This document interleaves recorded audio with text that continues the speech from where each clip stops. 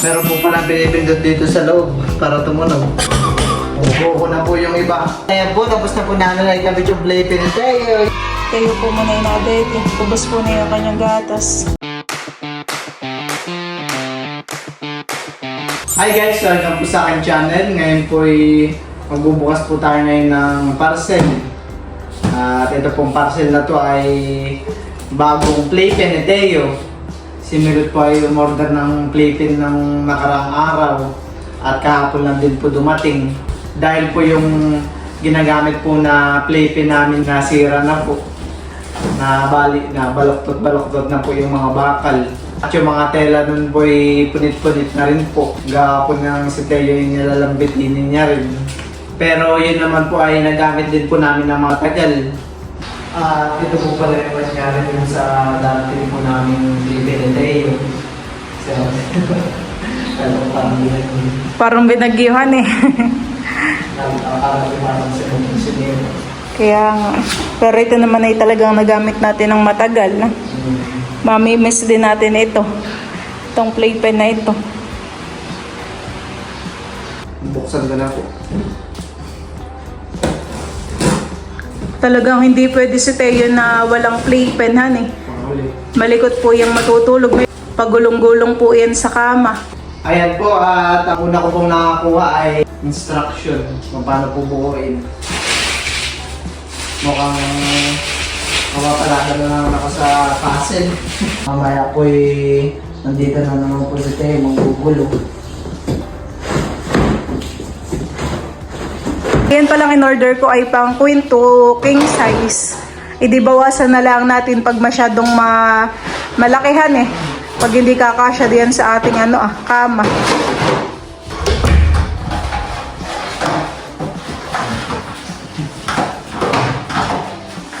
Start na po ako sa pagbubuo. Bali, ang aking uunahin po muna ay tumutungin ko po itong mga bakol. Si Teo po nakikigulo.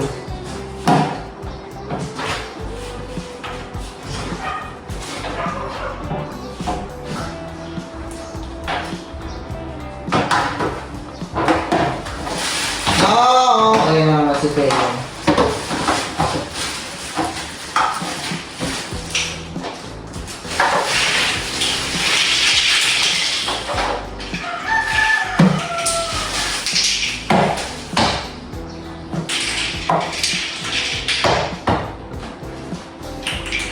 Wow!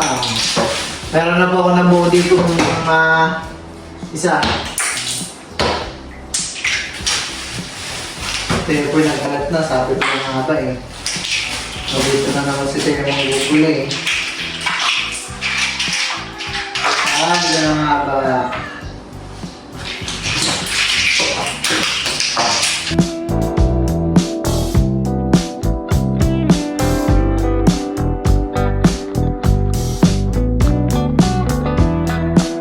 Parang mas madali yung i-assemble may labsan eh. Han eh.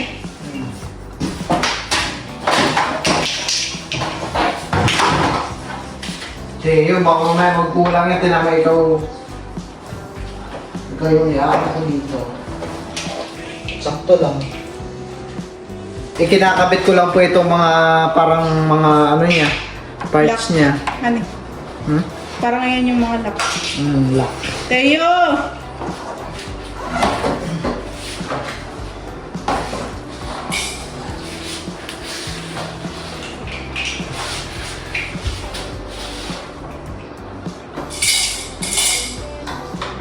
Saan natin nilalagay ang pinto? Dito.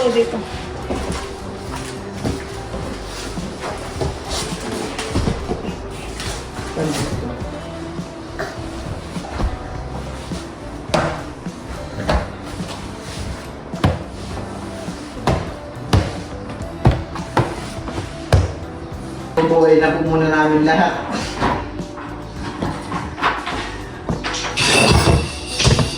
Buko na po yung iba. Kasyang-kasyang pwede na itong gawin yung group detail ay. Meron po pala pinipindot dito sa loob para tumunog. Oo.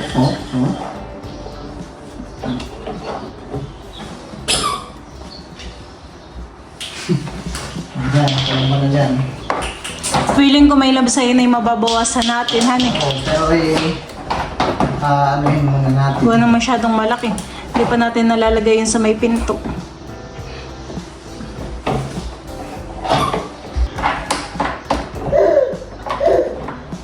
Hindi mo ba niya mapatulog?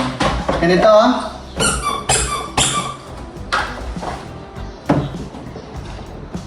At ang next ko po ay kakabit ay ito na pong gate. Ito na yung ano, Daanan. daanan talaga. May lock kaya ito? Oo, ano. Yung una palang playpen ni Teo ay nabubuksan na niya yung zipper, honey. Oo, marunong na siya magbukas ng zipper. Pagkatapos na yan ay papatulogin na natin si Teo. Kahit siya ay magpagulong-gulong ay hindi na siya mahuhulog. Wala ka ng takas diyan. Wala na pong takas si Teo. Buti at yung bukasan diyan sa gate ay ano, honey, sa labas. Hindi niya ma-open sa loob. Talagyan pa natin lang yan dinidikit sa tiles din na. Kahit hindi na siguro, honey. Tayo na may sa may kama natin ilalagay, hindi lang din kakapit. Parang din at Ah, yun pala yung nilalaro ni Teo dito, honey. yung Itong, saan? yun o. Hinahawak-hawakan niya. Ikot-ikot.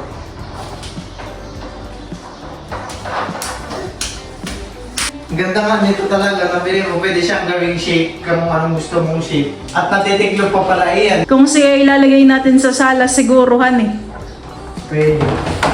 Ay, kaso yung pangkama naman iyan. Maliit na ang space mo.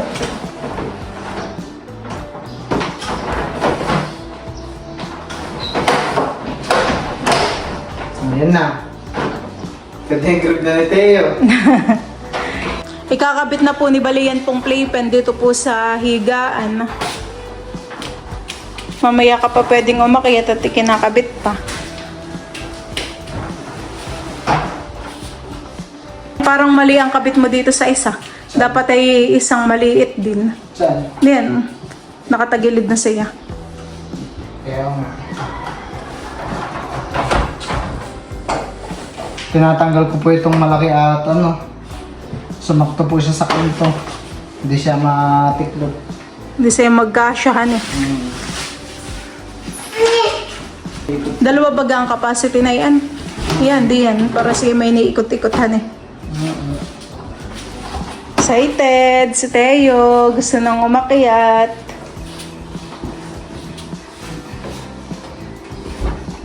Teo naman po busy dito ang paglalaro.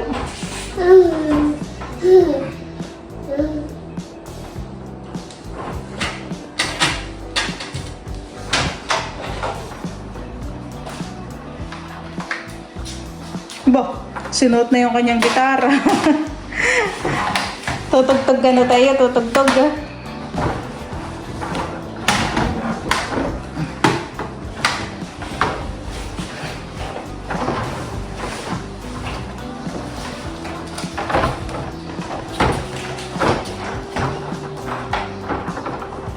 Nakay si Teo nag-enjoy dito ah. Bago na Teo? Ha? Makakatulog ka na ng maigi. Kagabi pala, hindi wala pa itong playpen, han. Hindi pa natin naiikabit. Abay si Teo, anong oras na natulog? Gawa ng pababa-baba dito sa kama. Gustong maglaro. Kaigihan ng may playpen ay siya hindi basta-basta makakalabas, han eh. Hindi makakababa. Dito lang siya sa loob.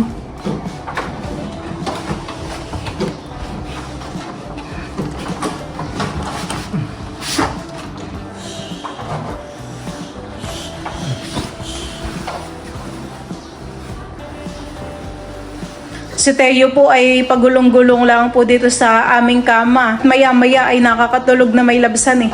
Nakikita na lang po namin na itulog na.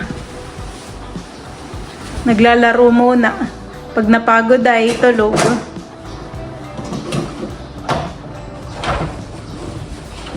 Parang may isa pa ako ng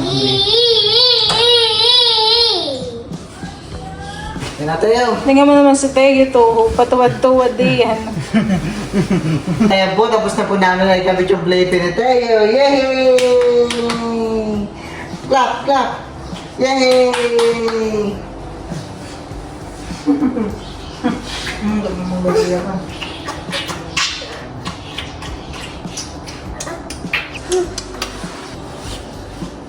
Naman si Teo.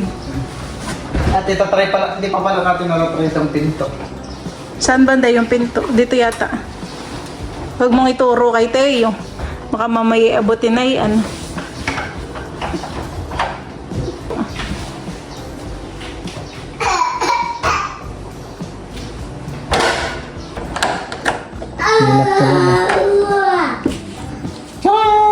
At ilalagay na po natin itong sticker ng Yes? Mama? Unahin muna natin itong mata. Para, ay, Para may si Teo mukha. po-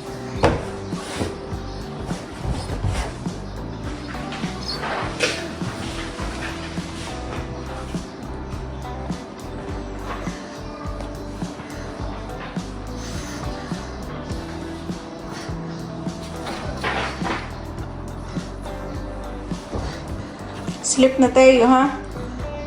Teo po muna yung nadede. Naubos po na yung kanyang gatas. Ano yan, may loves dimple? Ha?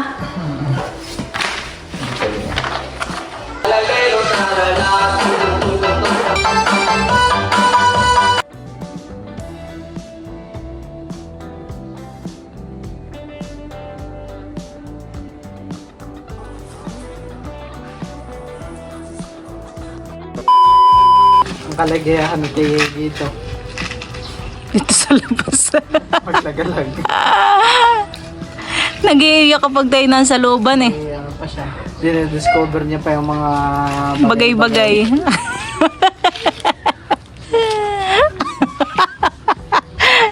Ako'y natatawa sa iyo. Serious pa siya sa mga kung anong lasa ng mga bagay-bagay.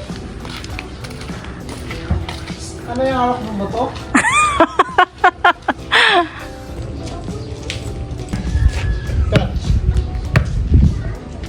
Go!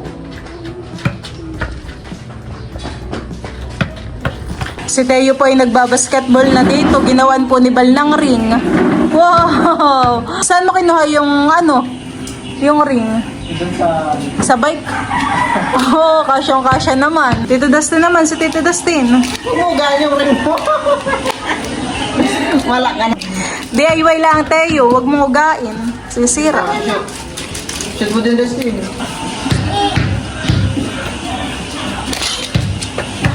Teo naman, si Teo naman. Wala naman, sa'yo naman. Hindi ka mapapasya sa torpag na Wow! Wala nang gagawin si Teo kundi mag-basketball.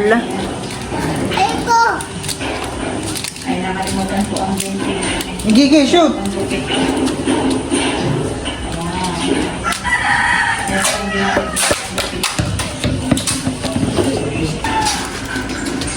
Shoot!